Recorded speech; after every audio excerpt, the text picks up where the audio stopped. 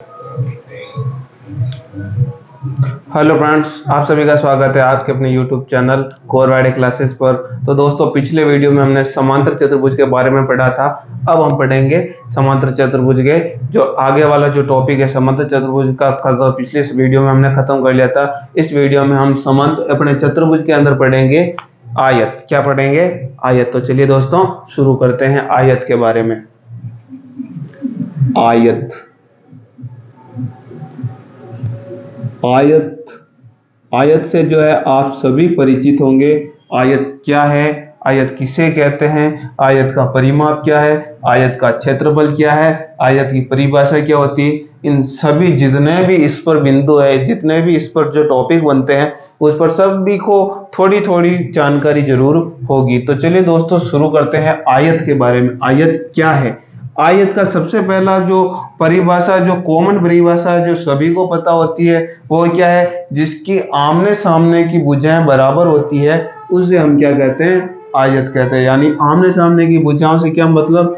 ये भुजा और ये भुजा दोनों कैसी होनी चाहिए? बराबर होनी चाहिए। ये भुजा, इसके सामने वाली भुजा कौन सी? ये भुजा। ये भुजा अगर इस तरीके से बराबर है तो ऐसी आकृति क्या कहलाती है? आयत कहलाती। क्या कहलाती है? ऐसी आकृति आयत कहलाती है। और इस आयत को नाम दे देते हैं ए, बी, सी और डी। ये क्या है? आयत है। तो आयत की सिंपल सी जो परिभाषा है वो क्या है? जिसकी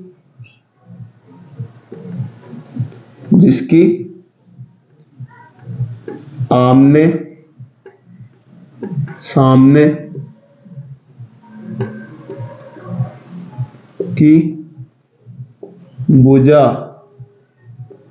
बराबर हो, उसे हम क्या कहते हैं? जिसकी आमने सामने की भुजा क्या हो? बराबर हो, उसे हम क्या कहते हैं? आयत कहते हैं। तो सबसे सिंपल और सबसे शॉर्ट जो परिभाषा है वो क्या है? जिसकी आमने सामने की भुजाएं कैसी हो? बराबर हो। इसके सामने वाली भुजा ये, इस भुजा की लंबाई इस भुजा की लंबाई के बराबर है, इस भुजा की लंबाई इसके सामने वाली भुजा की लंबाई के अगर बराबर है तो ऐसी आकृति क्या कहलाती है? आयत कहलाती है। सबसे पहली कंडीशन तो ये होती है। उसके बाद में और क्या जानते हैं हम? आयत में जो है सभी जो कोण होते हैं, सभी कोण समकोण होते हैं। कैसे होते हैं? समकोण होते हैं। समकोण का मतलब क्या हो गया? सभी कोण कितने डिग्री के होते हैं? 90 डिग्री के होते हैं। सभी कोण कितने डिग्री के होते हैं? 90 डिग्री के होते हैं। यानी चारों कोणों का योग, कैसा भी चतुर्भुज हो, चारों कोणों का योग कितना होता है? 360 डिग्री। यानी 90 90 90 चार बार जोड़ेंगे तो कितना हो जाएगा? 360। हमेशा जो अपना आयत होता है, आयत के जितने भी अंदर कोण बनते हैं, सभी कोण कैसे होते हैं? 90 डिग्री के होते हैं। तो एक एक करके जो है सबको हम लिखेंगे। तो सबसे पहले शुरुआत करते हैं। नंबर 1, सबसे पहले आपके दिमाग में जो होना चाहिए वो होना चाहिए कि एक विशेष प्रकार का क्या है? समांतर चतुर्भुज है। कि आपको एक समांतर चतुर्भुज की कंडीशन इसमें देखने को मिल रही है। समांतर चतुर्भुज क्या होता है? जिसका ये दोनों भुजाएं कैसी दिख रही है आपको? समांतर दिख रही है। उसके सामने वाली दोनों भुजाएं कैसी दिख रही है? समांतर। इस भुजा की लंबाई इस भुजा की लंबाई के बराबर है, बिल्कुल है। इस भुजा की लंबाई इस भुजा की लंबाई के बराबर है। दोनों का अंतर हमेशा कैसा होगा? समान। इसी तरफ से इस दोनों भुजाओं का अंतर भी कैसा होगा? समान। यानी क्या दिखता है आपको इसमें कि आयत क्या है? आयत एक प्रकार का क्या है? समांतर चतुर्भुज जैसा दिखता है, इसलिए क्या एक प्रकार का समांतर चतुर्भुज ही है। एक प्रकार का समांतर चतुर्भुज है। आयत क्या है? एक प्रकार का क्या है? समांतर चतुर्भुज है। क्यों समांतर चतुर्भुज है? क्योंकि इसमें समांतर चतुर्भुज वाली जो है कंडीशन है मिल रही। कैसे?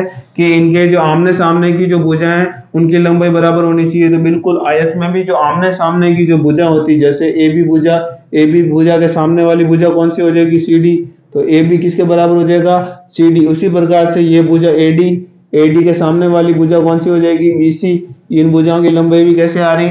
बराबर आ रही। बिल्कुल आमने सामने के कोण बराबर होने चाहिए। आयत में भी आमने सामने का कोण कैसा है? बराबर। इसके आमने सामने के कोण भी कैसे हैं? बराबर है, बिल्कुल बराबर है। तो ये जो है आयत किसको सेटिस्फाइड कर रहा है? एक समांतर चतुर्भुज को सेटिस्फाइड कर रहा है, यानी एक आयत जो होता है वो कैसा होता है? समांतर चतुर्भुज की तरह ही होता है। तो पहली कंडीशन तो क्या हो जाएगी? आयत एक प्रकार का क्या होता है? समांतर चतुर्भुज होता है। ठीक है, उसके बाद में देखो यहां हमने देख लिया जो आमने सामने की भुजाओं की लंबाई होगी वो हमेशा कैसी होगी?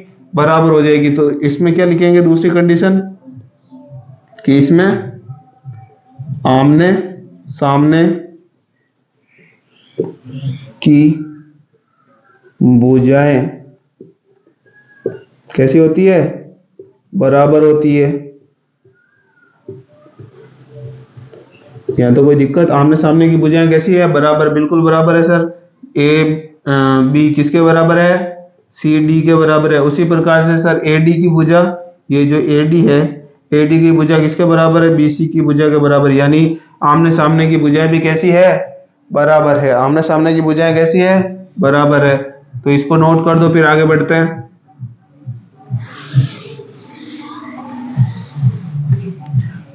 तो हमने दो कंडीशन तो देख ली, अब तीसरी कंडीशन देखते हैं।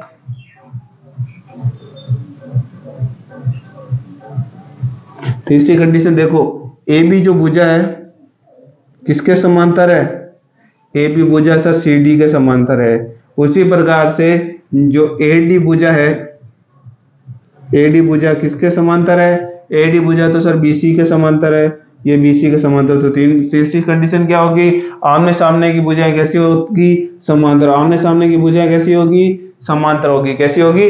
समांतर होगी। तो तीसरी कंडीशन क्या होगी? आमने सामने की भुजाएं बराबर तो होती है, वो दूसरी कंडीशन थी, और आमने सामने की भुजाएं कैसी होती है? समांतर होती है। ये कौन सी हो जाएगी? आयत को सेटिस्फाइड करने की तीसरी स्टेप हो जाएगी। तीसरे जो स्टेप है उसमें क्या होगा? ये जो है आमने सामने की भुजाएं कैसी होती है? समांतर होती है। आमने सामने की भुजाएं इसमें क्या होती है? समांतर होती है। और चौथी कंडीशन इसमें यही लिखूं मैं। चौथी कंडीशन क्या कहती है कि इसके चारों जो कोण है वो 90-90 डिग्री के होते हैं। आयत के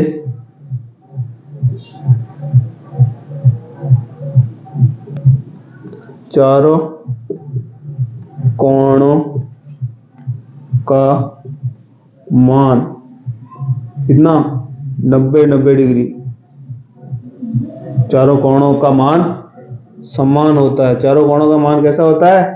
समान होता है। समान कितना होता है? चारों ही कोण जो है, चारों कोण कितने डिग्री के होंगे? 90-90 डिग्री के होंगे। ये भी 90, ये भी 90, ये भी 90, ये भी 90। चौथी कंडीशन क्या कहेंगे? आयत के जो चारों कोण हैं, चारों कोणों का मान कैसा होगा? समान होगा। आयत के चारों कोणों का मान सदैव कैसा होगा? आयत के चारों कोणों का मान हमेशा क्या होगा? समान होगा। उसके बाद में आगे चलते हैं, इसको मिटा देता हूं।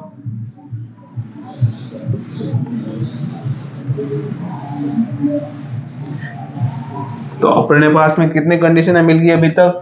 4। अब हम देखते हैं पांचवी कंडीशन। ये आपका क्या हो जाएगा? आयत हो जाएगा। ठीक है, ये आपका क्या हो जाएगा? आयत हो जाएगा।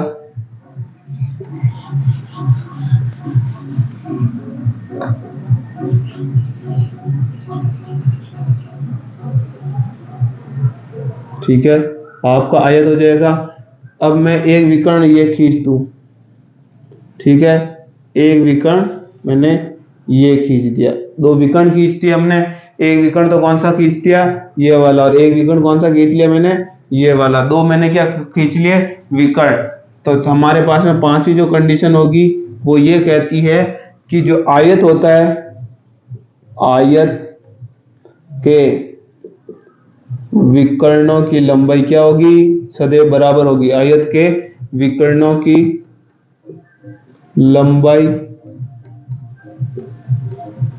सदैव बराबर होगी। ठीक है, आयत के जो विकर्ण है, इन विकर्णों की लंबाई हमेशा कैसे होती है? बराबर। यानी इसकी जो लंबाई होगी वो की वही इस विकर्ण की लंबाई भी होगी। क्यों होगी? क्योंकि इसमें आपको ध्यान रखना है कि इनके जो चारों जो कोण होते हैं वो कैसे बनते हैं? 90-90 डिग्री के बनते हैं। कैसे बनते हैं? 90-90 डिग्री के बनते हैं। और जिसमें चतुर्भुज का ऐसा जो माप होगा जिसमें चारों ही कोण 90-90 डिग्री के बने, उनके विकर्ण सदैव कैसे होंगे, बराबर होंगे। यानी ऐसा जो चतुर्भुज होगा जिसमें चारों ही कोण 90-90 के डिग्री के बनते हैं, उसमें जो विकर्ण जो बनेंगे वो सदैव कैसे बनेंगे, बराबर होंगे। सदैव कैसे होंगे, बराबर। यानी ये विकर्ण इस विकर्ण के हमेशा क्या होगा, बराबर होगा। तो ये कौन सी कंडीशन हो जाएगी अपने पास में, पांचवी कंडीशन हो जाएगी। कौन सी कंडीशन हो जाएगी, पांचवी कंडीशन हो जाएगी। उसके बाद में आगे बढ़े, छठी कंडीशन ये कहती है कि इसमें जो 90 डिग्री का कोण बन रहा है ना, ये 90 डिग्री का कोण बन रहा है, ये भी 90 डिग्री का बन रहा है, ये भी 90 डिग्री का कोण बन रहा है, चारों ही कोण 90 डिग्री का बन रहे हैं। इसलिए इसमें पहली कंडीशन तो क्या होगी, चारों इसमें जो दो विकर्ण बनते हैं, दोनों ही विकर्णों की लंबाई हमेशा कैसी होगी, बराबर। और बराबर तो होगी, लेकिन इसमें क्या करेगी, समान दो भागों में विभाजित भी करेंगे। एक विकर्ण दूसरे विकर्ण को क्या करेगा, समान दो भागों में विभाजित करेगा। ये आपका आयत एक विकर्ण, ये दूसरा विकर्ण, ये जो एक विकर्ण दूसरे विकर्ण को कैसे करता है, दो बराबर भागों में विभाजित करता है। तो आयत में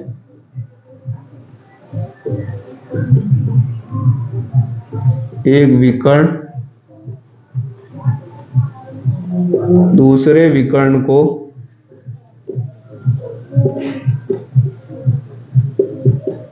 दो बराबर भागों में विभाजित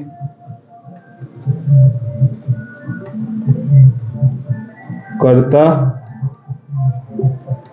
है। यानी आयत में जो एक विकर्ण होता है वो दूसरे विकर्ण को क्या करेगा, दो बराबर भागों में विभाजित करेगा। मान लीजिए पहला विकर्ण हमने ये ले लिया, तो ये दूसरे विकर्ण को क्या करेगा, दो बराबर भागों में विभाजित कर देगा। और उसी प्रकार से हमने ये पहला विकर्ण इसको मान लिया, तो ये जो दूसरा विकर्ण होगा उसको पहला विकर्ण क्या करेगा, दो बराबर भागों में विभाजित करेगा। क्या करेगा, दो बराबर भागों में विभाजित करेगा। उसके बाद में अपने पास में कौन सी होगी, छठी होगी। उसके बाद में सातवीं कंडीशन ले लेते हैं। सातवीं कंडीशन ये कहती है कि ये जो आयत जो होता है, क्या होता, आयत, ये आपका क्या हो गया, आयत हो गया। आयत में जब ये एक विकर्ण एक दूसरे को जैसे ही काटते हैं ना, ये विकर्ण इस विकर्ण को काटते हैं, ये 90 डिग्री के काटे, ये क्या करे, 90 डिग्री के काटे, ऐसी कोई आवश्यक शर्त नहीं है। क्या कह रहा है कि विकर्ण एक दूसरे को लंबवत काटे, लंब समद्विभाजित करे, ऐसी कोई आवश्यक शर्त नहीं है। तो क्या कहेंगे हम, आयत में जो विकर्ण होते हैं, विकर्ण एक दूसरे को लंब समद्विभाजित तो करते हैं, लेकिन लंब समद्विभाजित, लंब का मतलब 90 डिग्री का कोण बना है। दो अगर विकर्ण एक दूसरे को काट रहे तो बीच में कितना डिग्री का कोण बने, 90 डिग्री का कोण बने। यानी आयत में विकर्ण एक दूसरे को लंब समद्विभाजित करे, ऐसा कोई आवश्यक नहीं है। ऐसा कोई आवश्यक नहीं है कि दोनों जो है लंब समद्विभाजित करे, यानी 90 डिग्री के कोण के रूप में काटे, ऐसी कोई आवश्यक शर्त नहीं है। समझ में आ गया। ये हो गया आपके पास में कौन सी कंडीशन, सातवीं कंडीशन। अब ले लेते हैं हम आठवीं कंडीशन। इसको मिटा रहा हूं, एक बार नोट करना चाहते हो तो नोट कर सकते हो।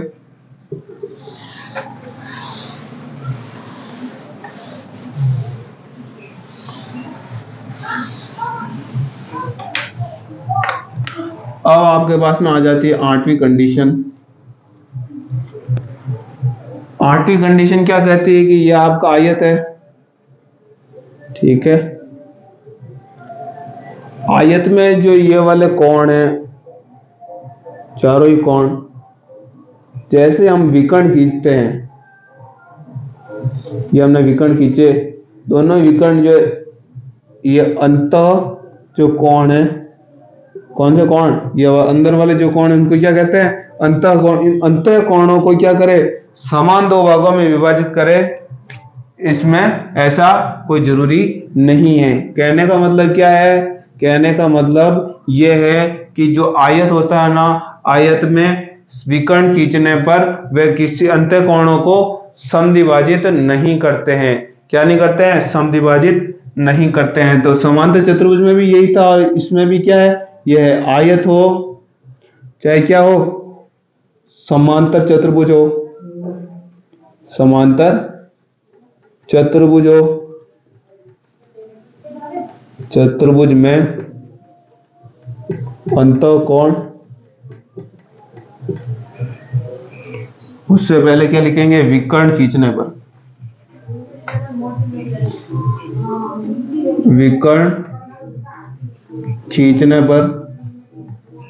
खींचने पर वह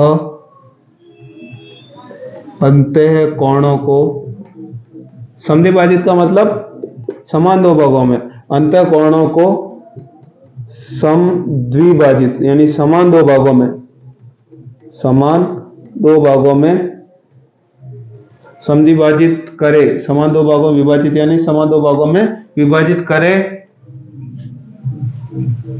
करे नहीं, समद्विभाजित आयत तथा समांतर चतुर्भुज में जो विकर्ण होते हैं, विकर्ण खींचने पर वे अंतःकोणों को समद्विभाजित नहीं करते हैं। आवश्यक नहीं करते हैं। यहाँ क्या लिखेंगे? नहीं करते हैं। जो हमने पिछला वीडियो बनाया था समांतर चतुर्भुज में, उसमें हमने यहाँ लिख लिया था आवश्यक नहीं है। लेकिन आवश्यक नहीं, जब आयत और समांतर चतुर्भुज है तो उसमें कभी भी विकर्ण जो है अंतःकोणों को समद्विभाजित बिल्कुल नहीं करेंगे, चाहे कोई सी भी कंडीशन बन जाओ। लेकिन आयत और समांतर चतुर्भुज जहां होंगे वहां पर जो विकर्ण हम खींचेंगे वो विकर्ण कभी भी जो है, ये जो आपके अंतःकोण है, इन अंतःकोणों को समद्विभाजित यानी समान दो भागों में विभाजित कभी भी नहीं करेंगे। इसलिए इसको हमने क्या लिखे हैं? नहीं करते हैं। नहीं करते का मतलब कभी नहीं करेंगे। ऐसी कोई कंडीशन नहीं बनेगी जहां पर आयत और समांतर चतुर्भुज में जो विकर्ण खींचेंगे तो वो जो है अंतःकोणों को समद्विभाजित कर देंगे, ऐसी कभी भी कंडीशन नहीं बनेगी। तो आपको पिछले वीडियो में भी समांतर चतुर्भुज जहां लिखा था उसमें अंतःकोणों को समद्विभाजित करना आवश्यक नहीं है वो लिखा था, उसको हटा के वहां क्या लिखेंगे? नहीं करते हैं। आवश्यक है नहीं है का मतलब कभी कर भी सकते हैं, लेकिन इसकी मेन कंडीशन ये कहती है कि कभी भी समद्विभाजित नहीं करेंगे। तो पिछले वीडियो में भी आपको क्या लिखना है? समद्विभाजित नहीं करते हैं। क्या लिखना है? समद्विभाजित नहीं करना है। जो सबसे लास्ट वाला जो हमने टॉपिक जो नंबर पे हमने लिखा था उसमें समांतर चतुर्भुज में 9वां वाला, उसमें हमने क्या लिख लिया था? आवश्यक नहीं है। तो वहां भी आपको चेंज करके यही लिखना है कि अंतःकोणों को समद्विभाजित नहीं करते हैं। कौन कौन? आयत और समांतर चतुर्भुज में अगर विकर्ण खींचते हैं तो वो अंतःकोणों को कभी भी समद्विभाजित नहीं करेंगे। ठीक है, तो ठीक है दोस्तों, आज के लिए इतना ही। फिर मिलेंगे किसी नए वीडियो में आगे, इससे आगे, आयत के आगे। तब तक के लिए धन्यवाद।